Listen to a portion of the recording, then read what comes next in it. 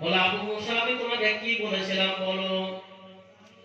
বলে আমিরুল মুমিনিন আমি আপনার বাড়িতে গিয়েছিলাম দেখা করার জন্য, দরজায় গিয়ে তিনবার সালাম দিয়েছি, উত্তর পাইনি, ফেরত চলে এসেছি। কি বলছেন? তিনবার সালাম দিয়েছি, তিনবার সালাম দিয়ে উত্তর পাই নাই, ফেরত চলে এসেছি।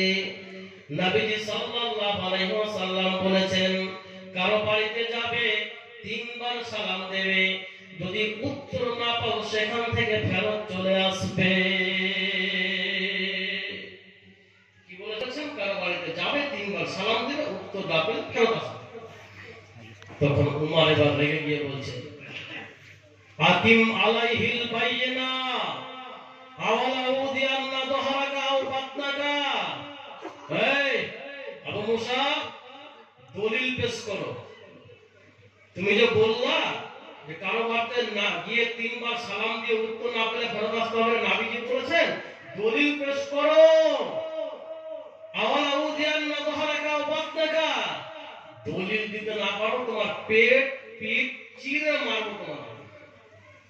উমর মানে কঠিন মানুষ, দলিল দাও।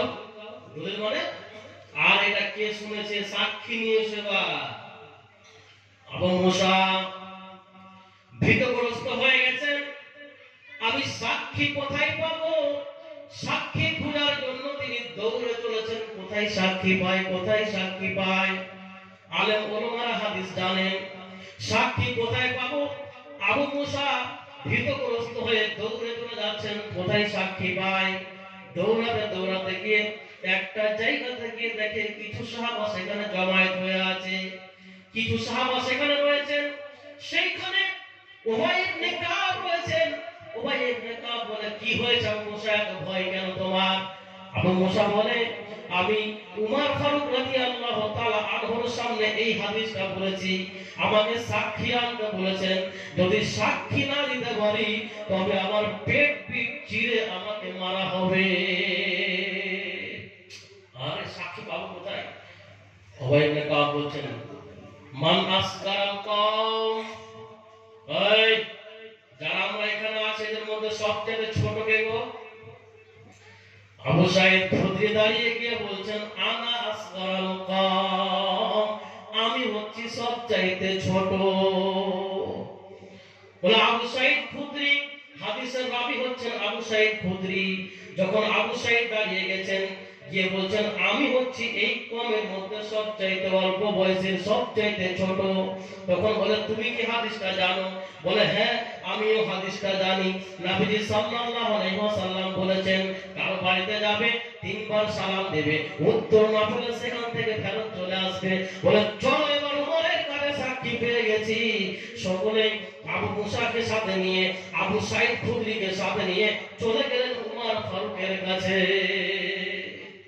উবাই ইবনে কাব কি উমরকে বলছেন আমিরুল মুমিনিন আপনি আল্লাহর নবীর কোন সাহাবীকে এইভাবে কেন ধমক দিয়েছেন? এই যে আওয়ালা উজিয়ান্না চোখারাকা আপনাকা পেট পিঠ চিরে তোমার মারবো, এই ধরনের কথা কেন বলেছেন?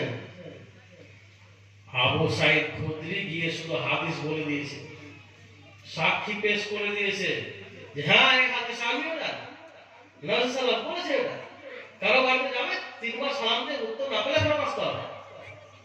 তখন উমর ফারুক দেখেন একদম দলিলের কাছে কেমন শোনা হয়ে গেছে। বলে আবু মুসা আমি তোমাকে অভিযুক্ত করতে চাইনি, কিন্তু আমার ভয় যে কেউ আবার নতুন করে হাদিস তৈরি করলো নাকি। তার মানে উমর ফারুক রাদিয়াল্লাহু তাআলা আনহুর এই হাদিসটা জানা ছিল না। কথা কি বুঝতে পারছেন? আমার ভাষা বুঝতে কোনো অসুবিধা হচ্ছে আপনাদের? হ্যাঁ হ্যাঁ, আমাদের বেঙ্গলে তো অনেক বক্তা আসে বক্তব্য দেয়, আমিও আসি, প্রায় 3-4 বছর আগে এসেছি আমি। শুনেন এইখান থেকে আরেকটা বিষয় মাথায় রাখেন, কেউ ছোট হলেও তার কাছ থেকে কথা নিতে হয়। ছোট বলে সে কোনো কথাই যদি বলতে চায় তাকে আপনি ধমক দিতে পারেন না, চুপ করো বয়স নিয়ে কথা বলছো বলো। হতে পারে তার কোনো বিষয় জানা আছে আপনার জানা নেই, হতে পারে না। সম্মানিত উপস্থিতি, কারো বাড়িতে গিয়ে 3 বার সালাম দিয়ে উত্তর না পেলে কি করতে হবে? কি করতে হবে? ঘুরে আসতে হবে। জোর খাটালে চলবে না। আরে আমার প্রিয় বন্ধু যাবো না মানে না, আপনাকে ইসলাম এটা অনুমতি দেয় নাই, ফিরে আসতে হবে। তিন, পর্দা কি জন্য করতে হবে? পর্দা এই জন্য করতে হবে যে পর্দা নারীর সম্মানকে বৃদ্ধি করে দেয়। আচ্ছা, আপনারা আপনার ছেলের জন্য বউ খুঁজছেন,